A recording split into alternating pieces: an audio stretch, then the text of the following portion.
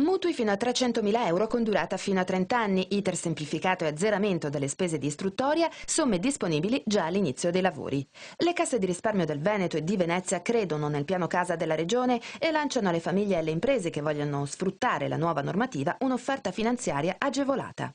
Se le imprese aspettano che siano le famiglie a consumare, se le famiglie aspettano che ci sia la ripresa del ciclo, stiamo tutti fermi e la ripresa non viene facilitata. Allora noi dobbiamo riuscire a far questo, a dare tranquillità dal punto di vista finanziario in modo che la famiglia per la sua decisione sulla casa, la impresa per la sua decisione sulla propria attività imprenditoriale dica: non ho il problema di liquidità, vado a decidere in funzione di altre logiche. Per chi decidesse di investire nelle energie rinnovabili sono previsti finanziamenti fino al 100%, prefinanziamenti fino all'80% e durate di 15 anni. Il piano casa dunque come leva per la ripresa e la crescita dell'economia locale, a partire da un settore, quello delle costruzioni, messo a dura prova. Se il 12% di quelli che hanno diritto all'ampliamento del solo 20% facessero il loro investimento, si metterebbe in moto un'economia che vale all'incirca 6 miliardi di prodotto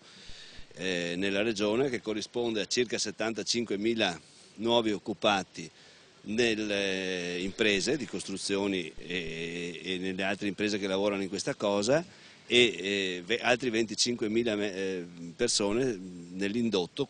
Insomma, dopo tanti incontri sul territorio per spiegare il piano casa, qualcosa inizia a muoversi. Oltre al mondo finanziario, però, dovrebbero attivarsi adesso altre categorie, per esempio le agenzie immobiliari. Faccio un appello a loro, magari si possono fare corsi o convegni, incontri, perché conoscano il piano casa, perché non molti lo conoscono, e si facciano protagonisti di farlo conoscere ai cittadini, siccome loro ovviamente lavorano su questo settore e quindi conoscono tutti quelli che o vendono la casa o la vogliono vendere o vogliono comprare o la vogliono ristrutturare.